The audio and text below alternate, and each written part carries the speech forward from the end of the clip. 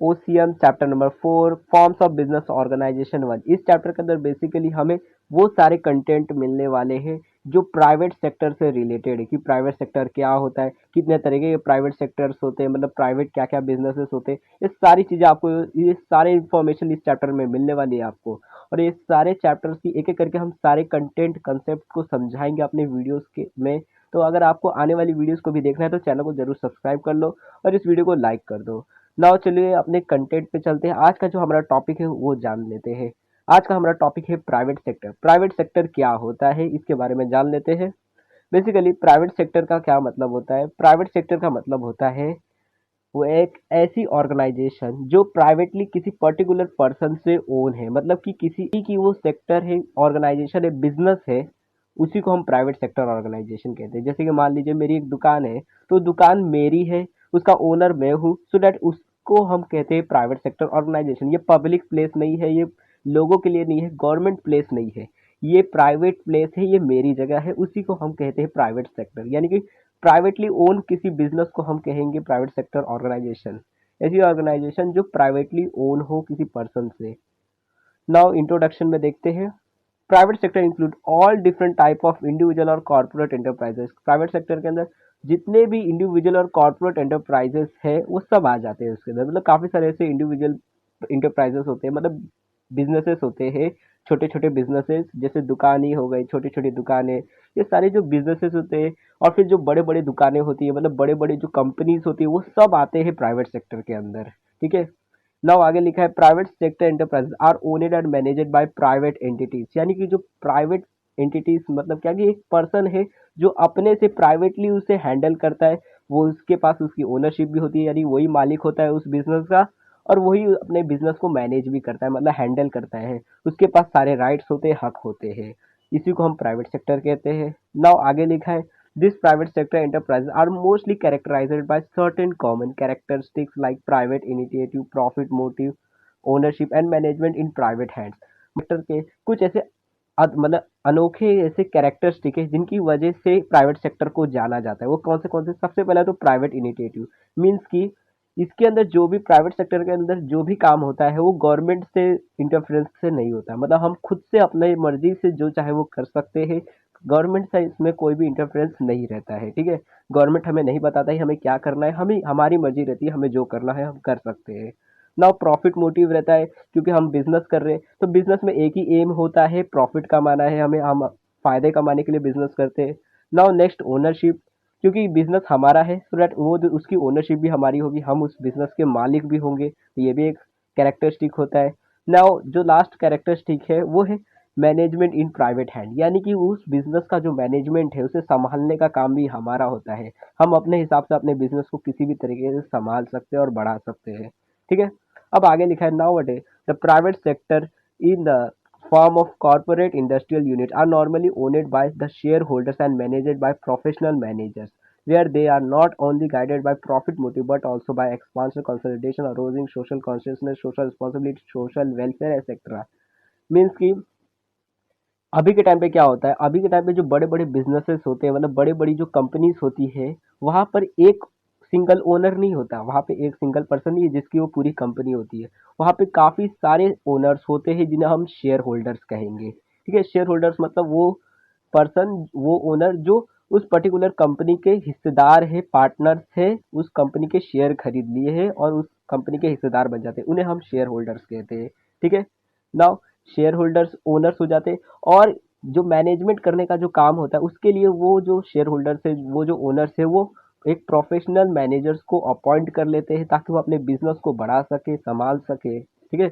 और उन प्रोफेशनल्स को ये भी बताया जाता है कि हमारे बिजनेस को आपको किस तरह से मैनेज करना है, सारे जो गाइडेंस है वो सारी चीजें बता दी जाती है इन प्रोफेशनल मैनेजर्स को। ठीक है। ये सारी चीजें बताई गई है इंट्रोडक्शन के अंदर। ठीक है। अब नाउ मीनिंग देख लेते हैं, प्रॉपर मीनिंग क्या है प्राइवेट सेक्टर ऑर्गेनाइजेशन का। ठीक है। मतलब पेपर में अगर आएगा तो एक प्रॉपर मीनिंग आपके माइंड में होना चाहिए ताकि आप इंट्रोडक्शन से भी कंसेप्ट ले लेकर उसमें डाल सको। बट मीनिंग एकदम इंपॉर्टेंट है तो देख लेते हैं। तो मीनिंग है the private sector is the part of the economy that is run by individual or a group of individuals to earn profit। यानी कि ये जो प्राइवेट सेक्टर है ये इकोनॉमी का पार्ट, इकोनॉमी मतलब होता है कंट्री की इनकम। सो दैट इनकम जो एक कंट्री की जो इनकम है उसका एक पार्ट है, इनकम जनरेट करने का एक पार्ट है प्राइवेट सेक्टर। और उसके अंदर वो सारे इंडिविजुअल और कॉर्पोरेट इंडस्ट्रीज आती है जो प्रॉफिट कमाने के लिए बिजनेस करते हैं, मतलब लोगों की भलाई के लिए नहीं करते हैं, वो प्रॉफिट पैसे कमाने के लिए करते हैं, फायदा कमाने के लिए।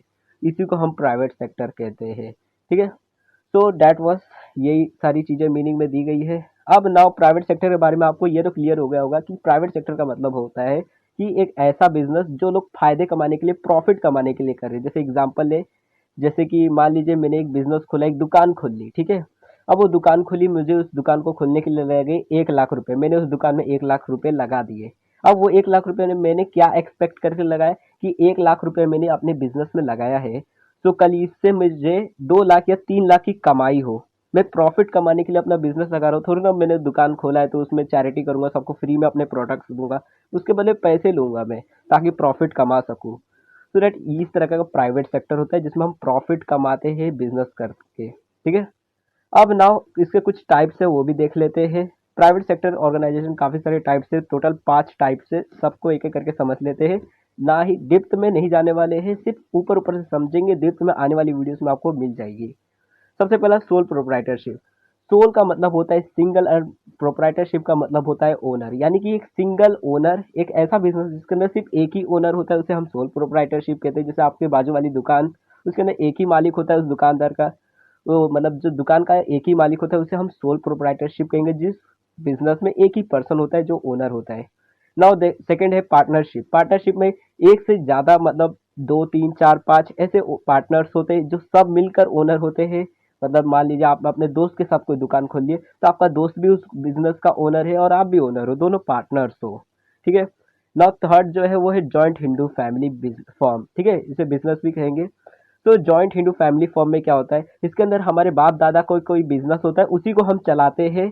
ठीक है, मतलब बाप दादा ने कोई बिजनेस खोला था और बहुत अच्छे से चला, सो दैट अब हम भी उसी बिजनेस में लग जाते हैं और उसको और बढ़ाने की कोशिश करते हैं। इसी को जॉइंट हिंदू फैमिली बिजनेस कहते हैं। जैसे आपने टीवी में भी देखा होगा कि अमीर लोग के इधर क्या होता है कि लोग रहते हैं, उसके पापा दादा का या बाप दादा का जो बिजनेस है वो चलता रहता है, और जो बच्चे लोग रहते हैं वो भी जब बड़े हो जाते हैं तो वो भी उसी बिजनेस में काम करने लगते हैं, तो उसी को जॉइंट हिंदू फैमिली बिजनेस कहते हैं। अब जो फोर्थ है वो है कोऑपरेटिव सोसाइटी।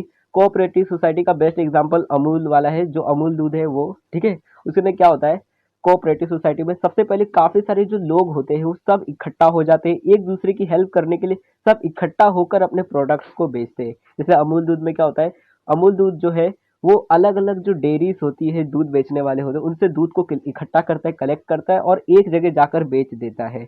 सो दैट इसी को कोऑपरेटिव सोसाइटी कहते हैं।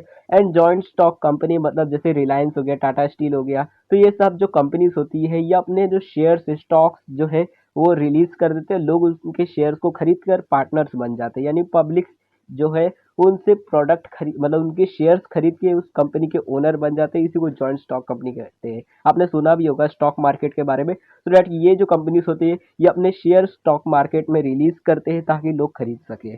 ऐसी कंपनी को हम जॉइंट स्टॉक कंपनी कहते हैं। तो ये टोटल 5 ऐसे टाइप्स है जिनको आने वाले लेक्चर्स में आपको इन सब के बारे में डिटेल में वीडियो मिलने वाली है। अगर आपको वो वाली वीडियो देखनी है तो उसके लिए चैनल को सब्सक्राइब कर दो ना। अब जो हमारा नेक्स्ट वीडियो है वो है सोल प्रोप्राइटरशिप के बारे में। सोल प्रोप्राइटरशिप के फीचर्स क्या है, उसके डीमेरिट मेरिट सारी चीज़ आपको मिलने वाली आने वाली वीडियोस में। तो अगर ये वाली वीडियो देखनी है तो लेफ्ट वाली प्लेलिस्ट को क्लिक कर देना, वरना चैनल को सब्सक्राइब करके बेल नोटिफिकेशन को ऑन कर देना।